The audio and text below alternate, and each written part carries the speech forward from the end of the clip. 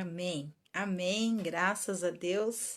Graça e paz a todos. Que Deus abençoe. Agora sim, restabelecemos aqui o sinal. Nós mais uma vez estamos juntos para mais um lar de esperança, mesmo que à distância. Estamos aqui para meditarmos mais um pouquinho na palavra de Deus. Hoje é terça-feira, às 8 nós iniciamos o lar de esperança. Se você tem um pedido de oração, quer cumprimentar, quer falar alguma coisa, pode colocar aí e a gente vai orar para iniciarmos, amém? Senhor Deus, nosso Pai, nosso Senhor, nós louvamos e bendizemos o Teu nome por mais uma oportunidade de estarmos reunidos, mesmo que à distância, para meditarmos na Tua santa palavra, Deus. Fala aos nossos corações, que o Teu Espírito Santo ministre e que nós possamos aprender cada vez mais de Ti, Senhor. Que possamos ouvir, meditar, praticar a Tua palavra, em nome do Teu Filho amado Jesus. Amém. Amém. Quem já chegou aí, fala um oi. Nós vamos ler hoje, né, num texto que se encontra em Mateus, o Evangelho de Jesus, segundo o relato de Mateus. Amém?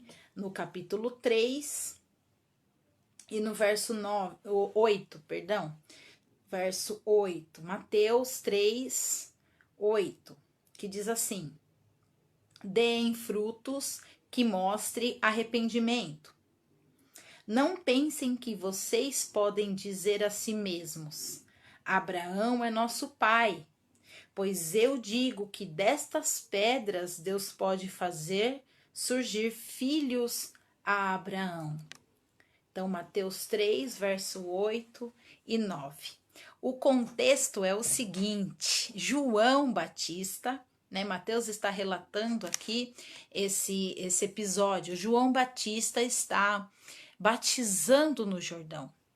Com certeza absoluta, estava um grande movimento, um grande alvoroço ali no Jordão, né? João Batista, uma figura muito marcante, né? Nós sabemos que ele vivia no deserto, que ele comia gafanhotos e mel silvestres, as suas vestes eram vestes de pele de camelo, né? Então nós sabemos, imagine só essa figura, né, marcante, essa pessoa que viria já no profeta Isaías, já havia anunciado que seria uma voz que clamaria no deserto, né, dizendo e anunciando a vinda do Messias. Que coisa linda, né? João Batista ali logo no ventre, né, de Isabel, já sentiu a presença do Senhor Jesus, quando Maria também é grávida, né, de Jesus, né, concebido ali pelo Espírito Santo, a Virgem. Ela chega diante de Isabel e João, ele sente, né, dentro do ventre de Isabel, a presença de Jesus. Que coisa linda! Então João Batista está ali, à beira do Jordão, causando esse grande alvoroço. Muitas vezes nós temos um pouco de receio, né, de causarmos um alvoroço pelo nome de Jesus. Então João Batista, ele vem nos ensinar aqui que, olha só que coisa linda, que não é vergonha nenhuma, muito pelo contrário, muitas vezes nós precisamos fazer um pouco mais de barulho, muitas vezes nós precisamos ser uma figura um pouco mais marcante, não só fisicamente, né, com as nossas vestes, mas com a nossa presença mesmo, ser uma presença marcante na vida das pessoas, né, às vezes causar até um certo impacto, né, na vida de alguém, né. Por quê? Porque muitas vezes é necessário, né? A gente fica muitas vezes tímido ali, né?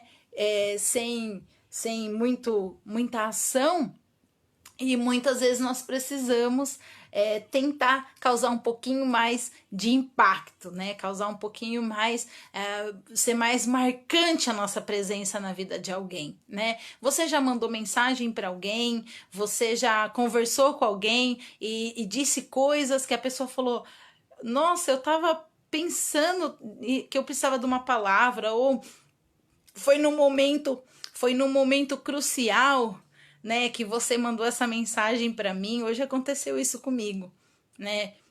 Eu pensei numa pessoa, entreguei ela em oração, e daí eu falei: "Ah, não, eu senti assim muito forte no meu coração de eu mandar uma mensagem".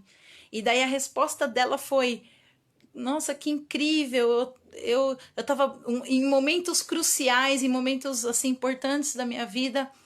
Geralmente você manda uma mensagem para mim. Então, às vezes, Deus ele coloca as pessoas na nossa vida, né, pra gente cuidar, né? Então, João Batista ali, ele também estava fazendo esse papel de ser essa pessoa marcante na vida daquelas pessoas. Bom, então esse era o contexto. João Batista estava lá à beira do Jordão e muitos, diz que toda, né, de todos os lugares vinha gente para ser batizada por João. Então estavam ouvindo a mensagem de João Batista. Então o que que acontece ali? De repente chegam os fariseus e os saduceus.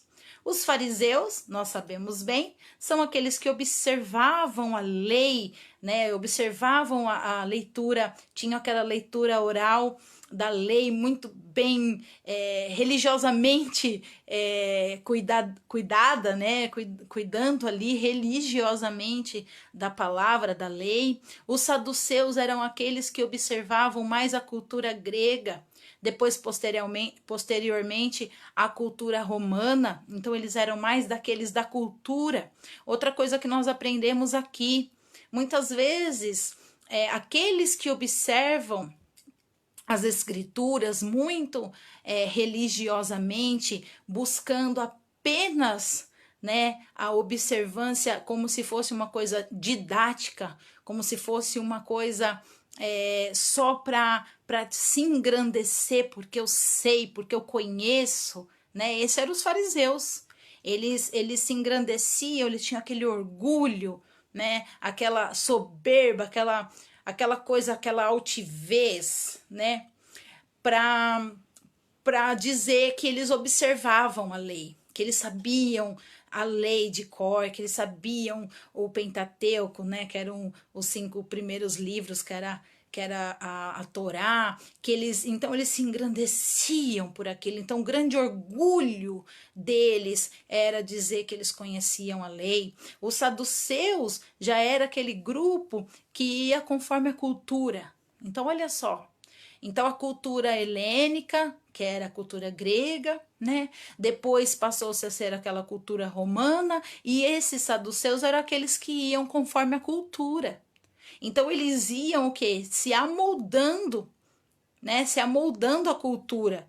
Então nós também precisamos observar se nós, né, nos policiar, se nós não estamos sendo como os fariseus, né, dizendo: olha, eu conheço, olha, eu sei, então porque eu sei, eu sou melhor que você que não sabe. Ai, mas como que você não observa essa palavra? Como que você não sabe? Não, nós precisamos sim conhecer a palavra de Deus, principalmente porque lá em Oséias vai dizer que o povo perece por falta de conhecimento. Então nós devemos conhecer a palavra de Deus, que é o nosso manual, né, um manual para a nossa vida. Mas nós não podemos ficar soberbos por isso. Nós não podemos nos sentir melhores do que os outros por isso. E também não podemos ser como os saduceus, que faziam o quê? Conforme a cultura, eles iam se moldando. Já pensou se nós começarmos nos amoldar, né, aos padrões da nossa cultura? Então, nós não podemos, nós temos um padrão. O nosso padrão é a palavra de Deus. Por isso mesmo que ela precisa ser observada com muita humildade, com muito amor, né? Ao próximo, aquele que não sabe, ter humildade e também ter muita paciência para ensinar. Se você já sabe, você ter paciência para ensinar. E se você não sabe, você precisa buscar o conhecimento. Bom, resumindo. Então, João estava batizando, chegaram esses dois grupos. Então, João, ele começou a pregar agora especificamente para esses grupos. João começou, ele dirigiu a palavra especificamente, né, para esse grupo. Olha o que ele fala, né? Então ele fala assim, olha, no 7, vamos lá. Quando viu que muitos fariseus e saduceus vinham para onde ele estava batizando, foram lá para quê? Foram lá por causa do movimento, foram lá por causa do barulho, foram lá por causa, né, da agitação que estava acontecendo ali. Então eles foram apurar o caso ali, foram sondar, né? Então ele fala assim, então ele disse-lhes, raça de víboras, quem deu a vocês a ideia de fugir da ira que se aproxima? Aí entra no 8 que nós lemos. Deem frutos que mostrem o arrependimento. Não pense que vocês, por se declararem filhos de Abraão, ou seja, né, por ser descendência de Abraão, natural, por ser do povo ali de Israel, por ser judeu, vocês são melhores do que os outros, né? Então eles podem dizer assim mesmo, Abraão é o nosso pai, ou seja, bater no peito, né? Pois até dessas pedras Deus pode fazer surgir filhos de Abraão.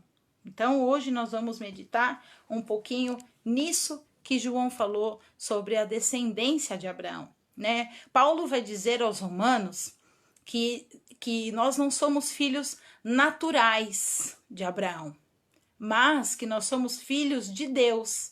Então, por sermos filhos de Deus, nós também fazemos parte da promessa, da mesma promessa que ele fez para Abraão e a sua descendência, nós também fazemos parte dessa promessa. Portanto, a herança desses descendentes de Abraão também será nossa herança.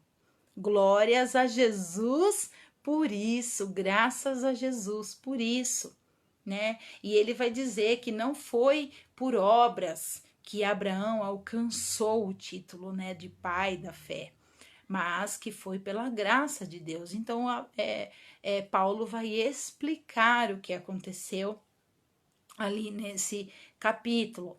Eles responderam para Jesus, lá em João 8,39, quando Jesus chega, né, eles chegam, os próprios fariseus chegam com uma mulher adúltera, nós conhecemos muito bem essa passagem, acusando essa mulher, né, acusando não, declarando que o que foi flagrado ali, que ela foi pega em adultério, eles testam a própria palavra de Deus. João mesmo vai dizer que eles fizeram essa pergunta para testar Jesus, ou seja, para tentar condená-lo ou incriminá-lo, né? Então eles falam, olha, ela foi pega em adultério, e olha só a observância, eles falaram assim, a lei diz que ela deve ser apedrejada, e o que você diz, né? Então eles testam Jesus. E eles começam dizendo assim, né? Que ela, lá no 8:30, não, esse é o 8:9, né? Eu falei 39. Então, os mestres da lei e os fariseus trouxeram essa mulher. Então, eles estavam fazendo o quê? Usando como uma armadilha. Então, Jesus fala aquela célebre frase, né? Que quem não tivesse pecado podia começar a atirar a pedra, podia atirar a primeira pedra, que é um texto que a gente conhece bastante, né? Que é até um ditado, né? Que atire a primeira pedra, né? Então, Jesus, ele vai dizer isso. E lá no 39, 8:39 de João, ele vai dizer que eles estavam precisando conhecer a verdade, né? Mas eles tinham a observância da lei. Então, eles não conseguiam entender paz, amor, paz. Acho que acredito que seja o pastor Jeff que esteja aí. Amém. Glória a Deus que você tá aí hoje. Tá de folga hoje, tá assistindo a live. Graças a Deus. Então, Jesus em 8:39, ele vai dizer sobre os filhos de Abraão. Porque eles chegam, né, dizendo que eles eram filhos de Abraão. Como que Jesus ousava dizer que eles conheceriam a verdade se eles já conheciam a lei? Olha só que interessante. Mas Jesus diz, né, lá no início, se vocês permanecerem firmes na minha palavra, verdadeiramente serão os meus discípulos. E vocês então conhecerão a verdade. Nós também conhecemos muito bem esse texto. E conhecereis a verdade, e a verdade vos libertará. Mas olha o que Jesus diz antes. Se vocês permanecerem firmes nas minhas palavras, então verdadeiramente serão os meus discípulos. E daí, depois de ficar firme na palavra e ser verdadeiramente discípulo de Jesus, aí então serão verdadeiramente livres, porque daí então conhecerão verdadeiramente a verdade. Olha só, conhecerão a verdade. Olha só que interessante. E então serão livres. Então há um processo aqui, né? Permanecer na palavra, se tornar verdadeiro discípulo, aí então conhecerão a verdade, e daí então, depois de conhecerem a verdade, serão libertos. É isso que está dizendo a palavra. E daí eles vêm confrontar a Jesus dizendo: somos descendentes de Abraão. Ou seja, como você ousa dizer que não conhecemos a verdade? Como não somos libertos? Olha o que eles vão dizer lá na frente, no verso 33. João 8:33. Somos descendentes de Abraão e nunca fomos escravos de ninguém. Como você pode dizer que seremos livres? Paz, Edna, graça e paz. Olha só que interessante. Ele está dizendo assim: você, Jesus, está dizendo para nós que nós seremos verdadeiramente livres, mas nós somos filhos de Abraão e nós nunca fomos escravos de ninguém. Mas há um porém aqui.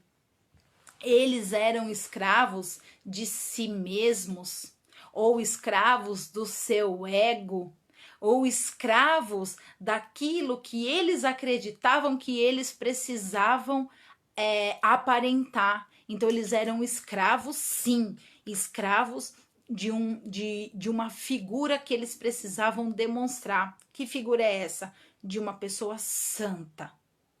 Então eles eram escravos desse desejo que eles tinham de ser maior do que os outros, de estar acima dos outros, de se promover porque eles eram conhecedores, né, da lei. Então Jesus pega e diz: não, mas se vocês permanecerem em mim, se vocês permanecerem nas minhas palavras, serem verdadeiramente meus discípulos, aí então vocês conhecerão a verdadeira palavra, a verdadeira lei, conhecerão a verdade, e então essa vai te libertar. Libertar de quem?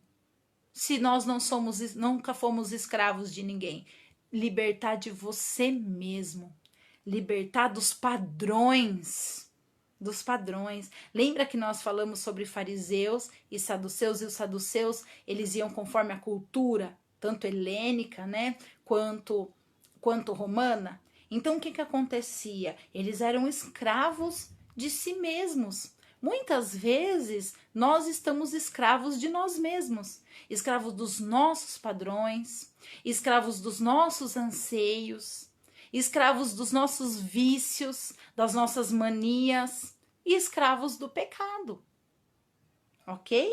Então aqui Jesus está tentando dizer: olha, Se vocês estão orgulhosos, batendo no peito, dizendo que são descendentes de Abraão, né? Lá em Mateus, Mateus vai relatar que João Batista disse: até essas pedras Deus pode suscitar filhos de Abraão. Ou seja, não é isso que vai fazer vocês diferentes, vai fazer vocês melhores. Muito pelo contrário, ok? Então nós precisamos entender isso. Nós vamos ler lá em Tito 1,16, ele está dizendo assim: eles afirmam que conhecem a Deus, né? Está dizendo desses fariseus, desses saduceus, mas por meio das suas atitudes o negam. E por isso são abomináveis, insubordinados e desqualificados para qualquer boa obra.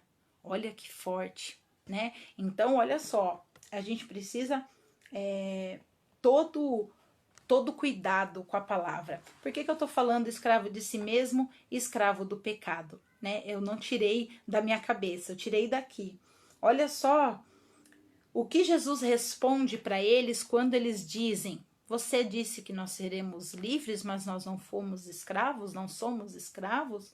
Jesus disse assim no 34: todo aquele que vive pecando é escravo do pecado. O escravo não tem lugar permanente na família, mas o filho pertence a ela para sempre, né? Aí ele vai falar: portanto, então, se o filho, aqui com letra maiúscula, que está falando do filho primogênito, né? Unigênito do pai, se ele te libertar, aí sim, de fato, vocês serão livres. Então, ele está dizendo para eles que o que os libertaria deles mesmos, dos seus conceitos, dos seus padrões, seria o filho, ou seja, as palavras do filho, a presença do filho, ser discípulo do filho de Deus, né? Então, viver agora não mais debaixo da lei, mas debaixo dos ensinamentos que o Filho de Deus trouxe, que não são nada mais, nada menos do que o Filho está revelando o próprio Pai, né? Então Jesus, ele veio revelar para nós a Deus. Então quando você diz que não conhece a Deus, é só você buscar a Jesus, buscar as palavras de Jesus, buscar conhecer a Jesus. Conhecendo a Jesus, você está conhecendo o Pai, né? E ele fala: eu e o Pai somos um, né? Então eu vim revelar o Pai. Então, tanto é que alguns discípulos falam, né, Jesus, eles perguntam para Jesus, né, sobre Deus Pai, e ele fala assim: mas vocês estão andando comigo e perguntam do Pai, né? Perguntam de Deus. Então, realmente, está comprovado isso. Aí Jesus vai dizer no 39, lá na frente: se vocês fossem filhos realmente de Abraão, fariam as obras que ele fez. O que Jesus está querendo dizer aqui?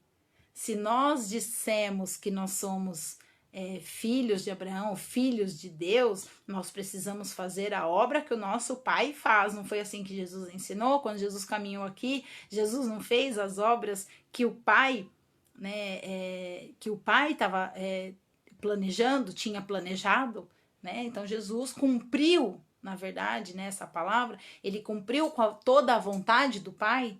Jesus fez a obra, Jesus falou, né, lá naquele poço, lá com a samaritana: eu vim para fazer a vontade do meu Pai. A minha comida e a minha bebida é cumprir com a vontade do meu Pai. Olha só, não é? Então os discípulos falam: Jesus, você não vai se alimentar? Ele fala assim: a minha comida é fazer a vontade do meu Pai. Então esse era o maior anseio, esse era o maior objetivo. Ele vai dizer, então ele fala assim: mas vocês estão procurando me matar. Então ele fala assim: sendo que eu falei a vocês a verdade, o que eu ouvi de Deus. Então ele tá falando assim: olha, eles vão falar assim: vocês estão fazendo as obras do pai de vocês. Aí lá na frente ele vai dizer declaradamente: o pai de vocês é o inimigo de Deus, porque vocês estão fazendo aquilo que o inimigo de Deus deseja. Para nós terminarmos, né, sobre esse lance de nós dizemos que somos descendentes de Abraão, muitos usam esse título, não sei se você já ouviu, mas para quem é muito próspero, né, financeiramente, porque a prosperidade não está ligada só à parte financeira, mas quando é próspero, ele fala assim: ele deve ser descendente de Abraão, né, porque é muito rico, né? A gente usa esse termo, eu já ouvi várias pessoas dizerem isso. Mas olha só, para nós terminarmos, aqui, João, em João mesmo, ele vai dizer a verdade, ele vai dizer vai amarrar tudo isso que a gente falou, né? De 8 que a gente leu sobre permanecer em Cristo, permanecer em Deus, na palavra, e ele vai depois, o próprio João, ele vai dizer, né, que eles precisavam fazer as mesmas obras de Abraão, ou seja, ter a fé que Abraão teve para comprovadamente dizer que eles eram filhos de Abraão. Do contrário, eles não poderiam fazer isso. Então, para nós entendermos, nós fomos enxertados nessa árvore, né? Nós somos herdeiros de Deus, co-herdeiros com Cristo. Então, se Abraão e a sua descendência têm a promessa, nós também temos, porque nós fomos incluídos, né? Quando Jesus veio para todos. Então Jesus veio para nos incluir, nos enxertar nesta árvore. Então nós fomos enxertados, né? Quando Pedro tem aquela visão do lençol e Deus ordena que Pedro vá pregar para os gentios, ou seja, para aqueles que não eram judeus, Pedro resiste, mas Deus fala assim: Pedro, cuidado. Olha só, Pedro estava cometendo o mesmo erro que os fariseus e os saduceus. Então Deus fala para ele: Pedro, cuidado. Você não pode julgar como imundo, como impuro, aqueles a quem aquilo, né, ele usa esse termo, a que eu purifiquei. Então,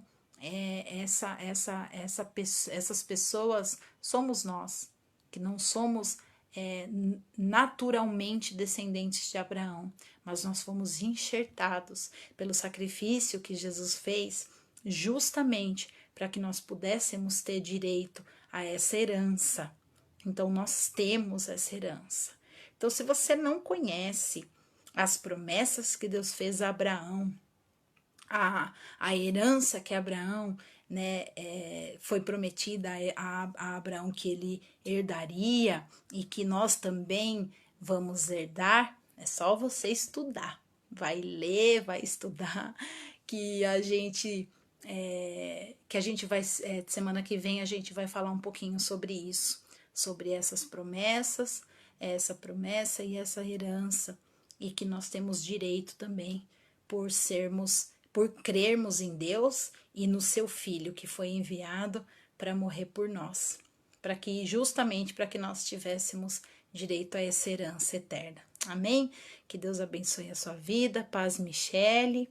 Deus abençoe você que ficou até aqui, que ficou até o final. Você que vai ver esse vídeo depois, né? Que você possa meditar. Amém? Deus abençoe você. Se você quiser colocar um pedido de oração aí, nós já vamos orar para terminarmos. Quinta-feira, às 8 da noite, no Facebook da comunidade, 9h30 no domingo, tanto online quanto presencial, né? Venha nos prestigiar com a sua presença. Amém?